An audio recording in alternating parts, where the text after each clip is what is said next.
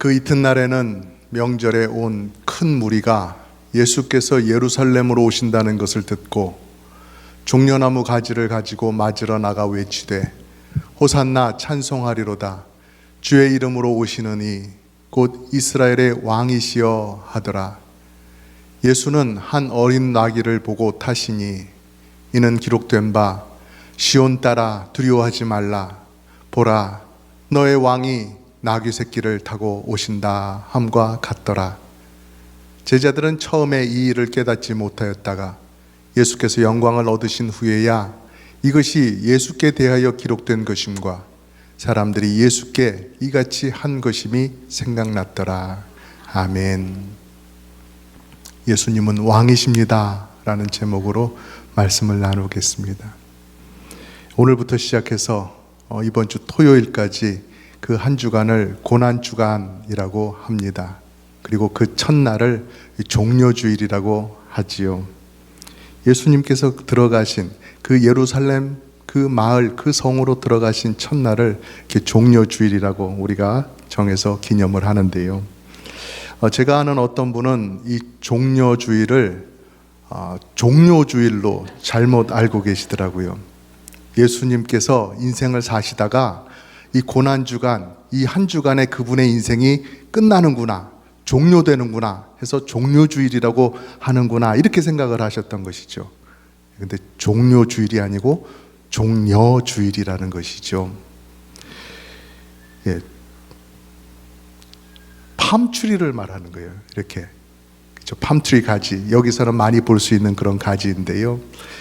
예, 영어로는 팜트리이기 때문에 이 종려주일을 팜 선데이라고 그렇게 말을 하지요. 예수님께서 예루살렘에 들어오실 때 예수님을 만난 그 많은 사람들이 환호하면서 열렬히 환영하면서 예수님을 맞아들였다 해서 이렇게 종려주일이라고 부르는 것이죠. 오늘 말씀에는 예수님께서 십자가를 지기 위해서 예루살렘으로 들어가시는 그 모습이 기록되어 있고요. 또 그 예수님을 만난 사람들의 반응이 기록되어 있습니다. 이런 것들을 통해서 예수님은 과연 어떠한 분이신가, 누구신가 하는 것을 우리에게 분명하게 알려주시는 것이죠.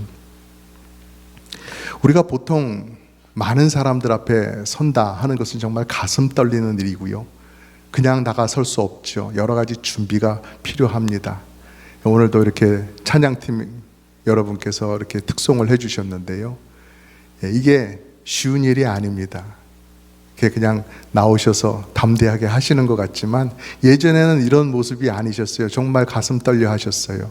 그래서 어떤 분은 막 우황청심원까지 잡수시고 특송을 하시고 막 그랬는데요. 예, 쉽지 않습니다. 연습을 많이 하고 단단히 마음을 준비를 하고 서야 되는 그러한 자리가 많은 사람들이 바라보는 그러한 자리지요.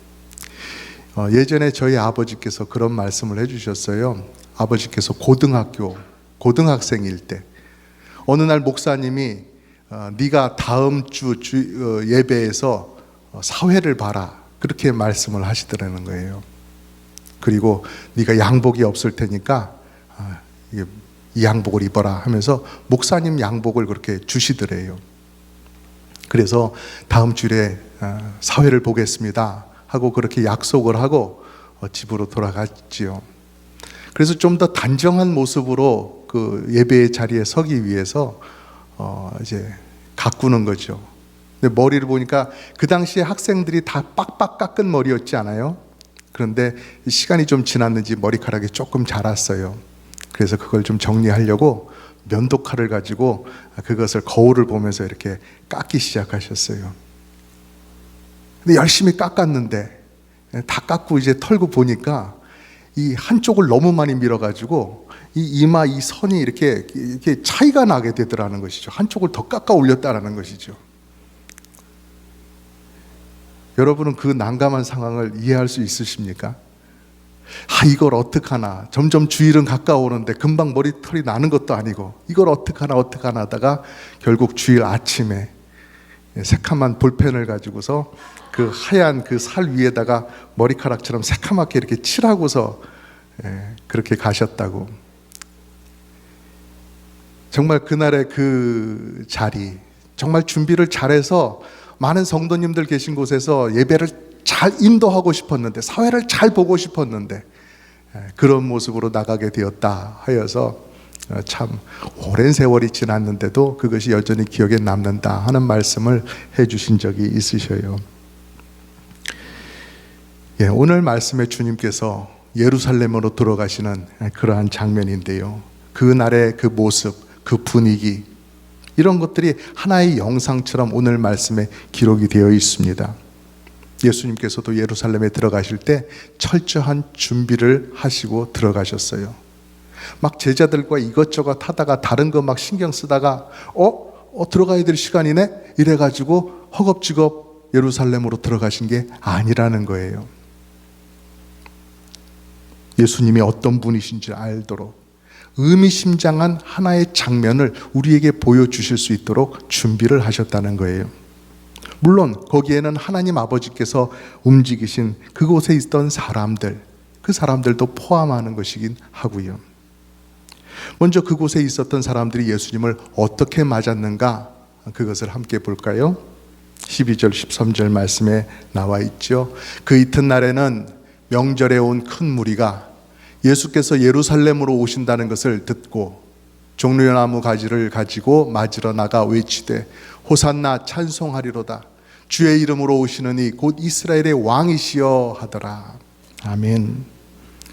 명절을 지내기 위해서, 이때가 명절인 터라 사방 각지에서 많은 사람들이 이 예루살렘에 모여들었고 미리 온 사람들이 있었습니다.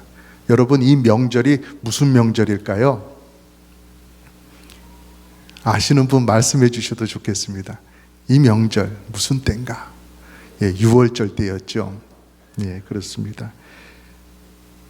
옛날에 이스라엘 백성들이 애굽에 가 있었을 때, 그때 하나님께서 그 이스라엘 백성들을 애굽의 압제 안에서 꺼내실 때, 그때 하나님께서 이스라엘 백성들을 위해서 애굽에다가는 재앙을 내리셨습니다.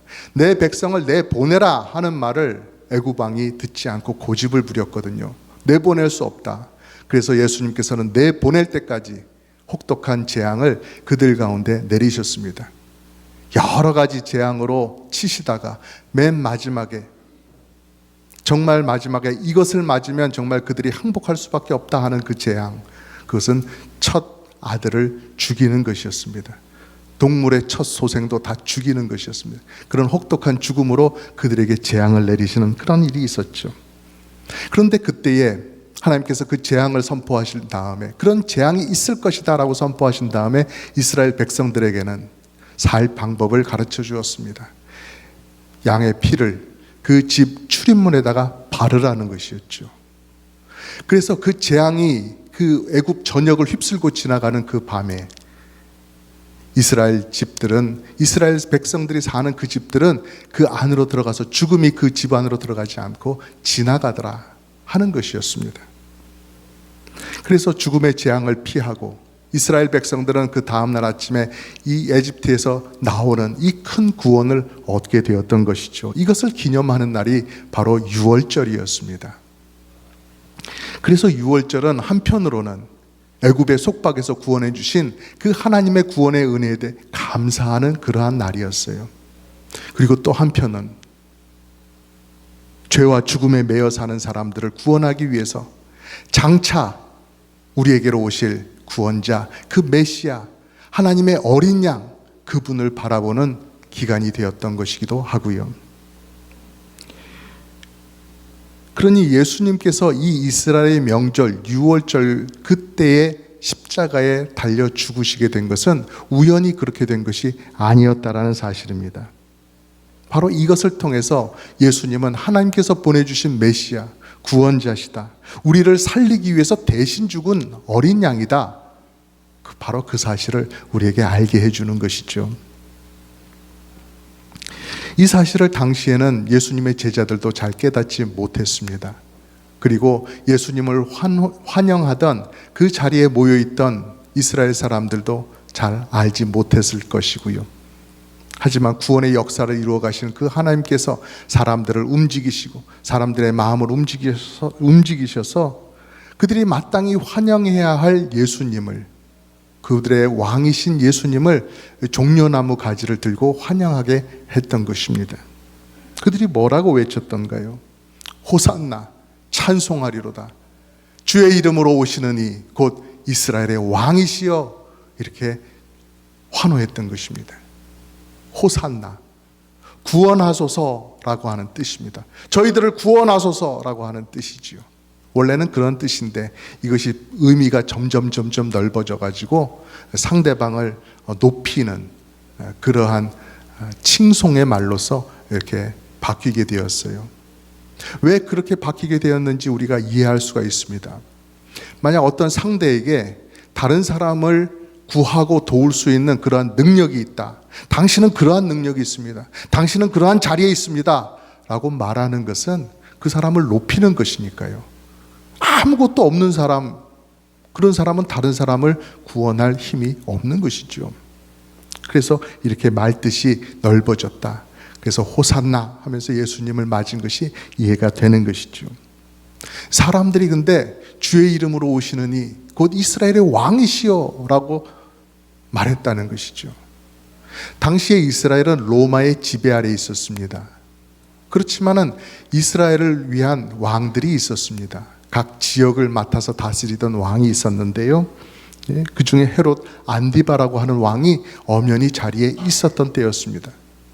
그런데 이렇게 새로운 예수님을 향해서 새로운 왕에 대해서 얘기를 한다는 것은 어쩌면 반역자로도 처벌을 받을 수 있는 그러한 말이었어요. 위험한 발언이지요. 그럼에도 불구하고 사람들은 외쳤습니다. 주의 이름으로 오시느니 곧 이스라엘의 왕이시여 하면서 예수님을 그렇게 찬양했다라는 거예요. 그냥 찬양만 한 것이 아니라 종려나무 가지를 들고 했습니다. 종려나무 가지는 행복이라든지 승리라든지 끈질긴 생명력, 이런 것들을 의미하는 그런 나뭇잎이지요. 나무 줄기입니다. 이 가지를 들고 흔들면서 소망을 말한 것이에요. 지금까지 헤롯 가문이 다스리는 이 왕들의 치하에 있었는데 괴롭고 소망이 없다. 이 사람들 대신에 예수님이 우리의 왕이 되어주셔서 진정한 행복을 가져다 주기를 바란다는 그 소망을 담아서 외쳤던 것이지요. 그리고 그런 사이로 예수님께서 지나가셨는데, 예수님께서는 사람들이 그렇게 외칠 것을 미리 아셨던 것처럼, 이러한 일들이 다 일어날 것을 아셨던 것처럼 그 사이를 지나가시는데 걸어서 지나가신 것이 아니고 나귀 새끼를 타고 지나가셨어요. 나귀 새끼 이러니까 좀 이상한데 새끼 나귀를 타고 지나가셨어요. 14절 15절 말씀에 그렇게 있습니다. 예수는 한 어린 나귀를 보고 타시니 이는 기록된 바 시온 딸아 두려워하지 말라 보라 너의 왕이 나귀 새끼를 타고 오신다 함과 같더라. 아멘. 앞에서도 사람들이 외친 말이 뭐였어요? 이스라엘의 왕이시여, 그렇게 예수님을 향해 외쳤단 말이에요. 근데 지금 예수님께서 이루려고 하시는 그 구약 성경의 예언의 말씀, 그것은 또 뭐예요? 너의 왕이 나귀 새끼를 타고 오신다 하면서 여기서도 왕이라고 그렇게 말씀을 하시는 거예요. 이렇게 사람들이 외치는 소리하고 예수님께서 새끼 나귀를 타고 이루려고 하시는 그 말씀, 그런 것들 두 가지를 다 통해서 예수님은 누구신가? 예수님은 우리의 왕이시다 라고 하는 사실을 우리에게 분명히 보여주시는 것입니다. 이것이 기록되어 있는 성경, 구약 성경은 스가랴서 9장 9절의 말씀입니다. 이렇게 기록이 되어 있어요. 장차 너에게 오시는 왕이 나귀 새끼를 타고 너희들에게 오실 것이다, 그렇게 말씀하고 계세요. 근데 여러분, 왜 왕이 오신다 그렇게 말씀하고 있는데 왜 다른 것도 아니고 왜 하필이면 나귀 새끼를 타고 오시냐는 거예요. 더 크고 좋은 말 중에서도 그냥 보기만 해도 아주 위험이 있어 보이는 큰 말을 타고 오시면 좋을 텐데 왜 저런 탈 것을 타고 오시냐, 이 말씀이지요. 예수님은 가장 높으신 분 아니십니까? 그분에게 걸맞는 말이라고 한다면 이 나귀 같은 걸로는 안 될 것입니다. 가장 큰 말이 준비되어야 되겠죠. 가장 호화롭게 장식이 되어야 되겠죠. 그런데도 새끼 나귀를 타셨어요.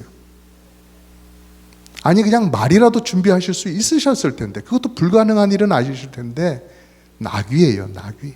거기에는 어떤 의도가 있지 않았겠어요? 그건 일종의 암호 표시 같은 겁니다. 암호. 만약에 구약 성경에서 장차 오실 왕에 대해서 말씀을 하는데 그분은 크고 좋은 말을 타고 오실 것이다 라고 그렇게 기록이 되어 있었다고 해봐요. 그러면 이 세상에 수많은 왕들이 다 크고 좋은 말을 타고 다니는데 구별이 안 되겠지요. 어느 분이 하나님께서 보내신 왕이신가 구분이 안 될 것 아니겠어요. 그래서 이 세상의 왕들과는 다른 특별한 어떤 표시가 있어야 되는데 그것이 바로 새끼 나귀라는 것입니다. 이 세상의 왕들은 타지 않는 그러한 것이죠. 쉽게 말하면 그런 겁니다. 예전에 선남 선녀들이 선을 볼 때 오늘날처럼 이렇게 사진을 딱 보고 아, 이 사람이구나, 내가 만날 사람이 이 사람이구나 하고 나가는 그런 것이 아니었다는 것입니다. 사진을 미리 보고 나가는 것이 어려운 그러한 때가 있었어요. 그래서 그냥 소식만 듣고 그냥 나가는 거지. 약속 장소로 나가는데 얼굴도 모른 채로 나가는 때가 많이 있었어요. 근데 누군지는 만나긴 만나야 되니까 나가기 전에 미리 약속을 정하는 것이죠. 어느 유명한 백화점 동쪽 문 앞에 가슴에 빨간 손수건을 꽂고 서 있겠다. 뭐 이렇게 서로 간에 만나볼 수 있는, 알아볼 수 있는 표식을 정하는 것이죠. 그런데 가끔씩 오해가 있었던가 봐요. 같은 비슷한 시간, 주말, 한낮에 그렇게 많은 사람들이 그 비슷한 장소를 약속 장소로 정하다 보니까 원래는 그 사람이 아닌데 다른 사람하고 가서 데이트를 하고 그러는 경우도 있었다 그러지요. 나중에 알고 보니까 그 사람이 아니네. 그러니까 그런 혼동을 피하려고 한다면 아주 특별한, 겹칠 수 없는 그러한 표식을 정하는 것이 중요하다는 것이죠. 그래서 예수님께 주신 그 진정한 구주라고 하는 그 표식, 그래서 하나님께서 스가랴서에서 정하신 것은 새끼 나귀를 타는 것이에요. 새끼 나귀를 타는 왕이 너희들에게 오거든 그분이 진정 하나님께서 보내신 너희들의 구원자임을 알아라. 바로 그 말씀인 것이죠. 그래서 예수님께서 세상의 왕들은 타지 않는, 쳐다도 보지 않는 새끼 나귀를 타고 들어가신 거예요. 그리고 그것은 메시아를 알아보는 표식일 뿐만 아니라 예수님은 어떠한 왕이시라는 것을 보여주는 표시이기도 하지요. 세상 왕들은 저마다 자기가 크고 자기가 힘이 있고 자기가 우월하다는 것을 드러내려고 해요. 그런데 예수님은 그러한 왕이 아니라는 것입니다. 이 세상의 권세와 부와 나라의 힘을, 그런 것들을 추구하는 왕이 아니라 자기를 통하여 이루려고 하시는 하나님의 구원의 계획을 이루는데 그 목표와 관심이 맞춰져 있는 분이라는 것을 우리들에게 나타내시는 것이죠. 예수님이 이스라엘의 왕이 되려고 하셨다면 진작부터 자신에게 몰려드는 그 수천 명의 사람들을 데리고 무언가를 해보려고 하셨을 거예요. 사람들이 예수님을 왕으로 추대하려고 할 때 그 제안들을 덥석 받으셨을 거예요. 그래, 내가 왕이 될 만하지, 내가 그렇게 돼야 되지, 하루라도 빨리 그렇게 되어야 되지 하면서 그 자리를 마다하지 않으셨을 것입니다.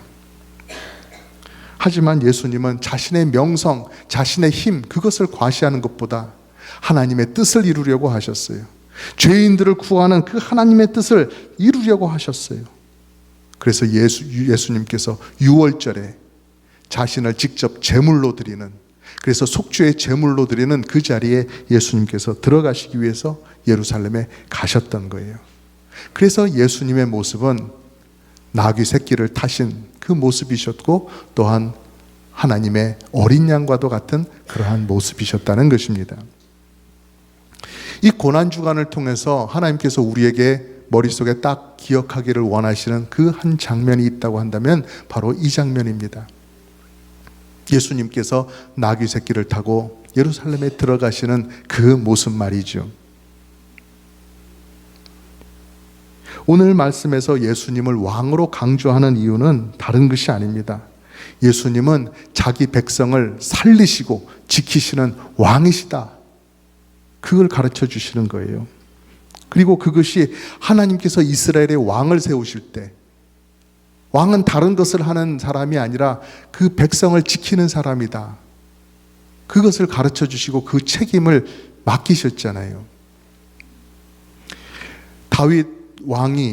다윗이 사울 왕의 뒤를 이어서 이스라엘의 두 번째 왕이 될 때에 그가 장차 왕이 될 것으로 기름 부음을 받을 때 그의 나이는 한 15살 정도밖에 되지 않은 청소년이었어요.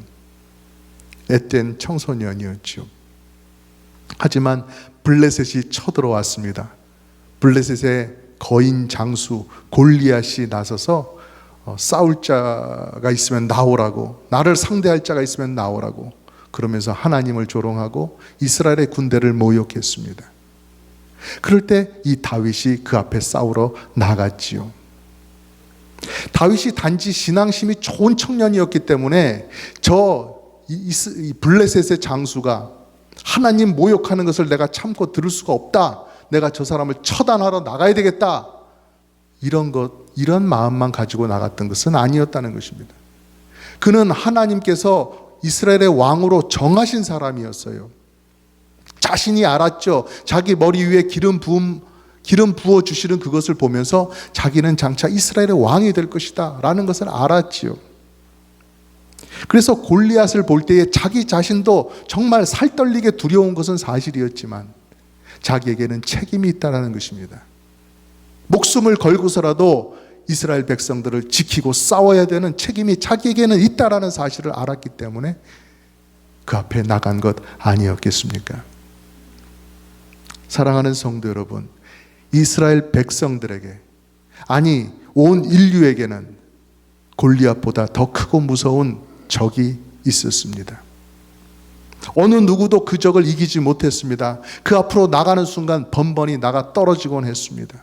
그 적이 뭡니까? 죄지요. 또 죄로 인해서 말미암는 죽음이지요.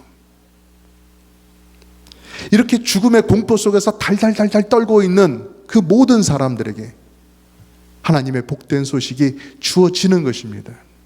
두려워하지 말라. 보라, 너의 왕이 나귀 새끼를 타고 오신다. 두려워하지 말라. 보라, 너의 왕이 나귀 새끼를 타고 오신다 하는 이 복된 소식이 전해졌던 것입니다.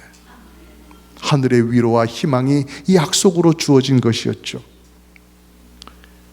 그리고 그 약속을 붙잡고 우리 하나님의 약속만 바라보고 살아가던 그 사람들에게 마침내 예수님께서 이 세상에 오셨고, 마침내 예수님께서 우리가 당해야 될 우리가 맞아야 될 그 채찍과 우리가 당해야 될 그 사형 집행을 대신 다 받아주시기 위해서 예수님께서 먼저 예루살렘으로 들어가셨다는 것입니다. 그래서 예수님은 진정 우리의 왕이 되시는 것입니다. 그래서 우리가 고난주간의 첫날 나귀 위에 앉아서 손을 흔드시면서 그렇게 너희들이 눈물과 간절함으로 기다렸던 그 구원자, 그 메시아가 여기 왔다 라고 예수님께서 말씀하시는 거죠. 오늘날 복음의 본질을 놓치는 많은 교회들이 있습니다. 예수님과 예수님의 구원의 은혜를 빼놓고서 이 세상에서의 행복과 천국을 말하는 그런 목사들이 많이 있습니다. 신앙생활을 오래 하기는 했지만 정말로 진정한 신앙 고백에는 이르지 못하는 많은 교인들이 있습니다. 그러나 여러분만큼은 여러분에게 주신 하나님의 은혜가 무엇인지 분명히 아시기를 바랍니다. 말씀을 통해서 살아계신 예수님을 만나고 그분이 여러분을 위한 구주가 되심을, 여러분은 그 구주가 꼭 필요하다는 사실을 늘 고백하며 살아가실 수 있기를 간절히 바랍니다. 이러한 은혜와 이러한 믿음 위에 굳게 서서 고난주간을 보내시기를 바라고, 그렇게 하심으로 말미암아 여러분의 신앙생활이 더욱더 참되고 깊어지시기를 예수님의 이름으로 축복합니다.